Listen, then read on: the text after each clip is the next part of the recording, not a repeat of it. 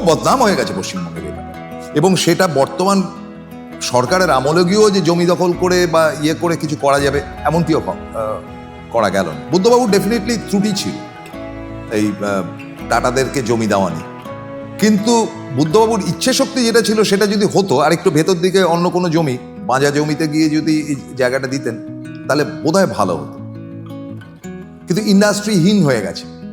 আজকে টোটাল বাংলার product total control করছে মারওয়াড়িসরা, বাঙালির তাতে স্থান নেই।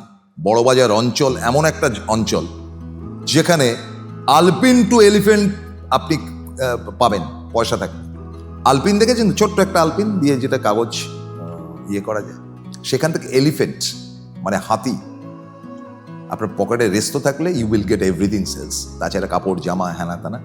টোটাল বাংলার ব্যবসাটাকে কন্ট্রোল করছে আ সেকশন অফ মারওয়ারিজ ইন বড়বাজার, এবং এটাই জ্যোতিবাবুরা করে দিয়ে গেছেন সর্বনাশটি বাংলার। বাঙালি ব্যবসায়ীরা ধ্বংস হয়েছে, মারওয়ারিজরা প্রবেশ করেছে। আজকে বলছে না বহিরাগত ইত্যাদি ইত্যাদি কারা আসছে বাংলাদেশ থেকে, হ্যাঁ সে তো ফালতু কথা, কে আসছে না আসছে এটা তো অন্য গল্প।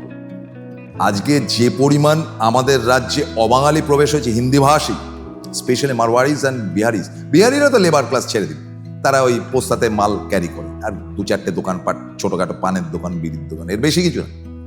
সেটাও বাঙালিরা করবে না, পানের দোকান করলে ইজ্জত যাবে। মারওয়ারিজ আর controlling the total business of Bengal, এবং এটা নিয়ে আমাদের কতটুকু আমরা ভাবনা চিন্তা করছি সন্দেহের ব্যাপার।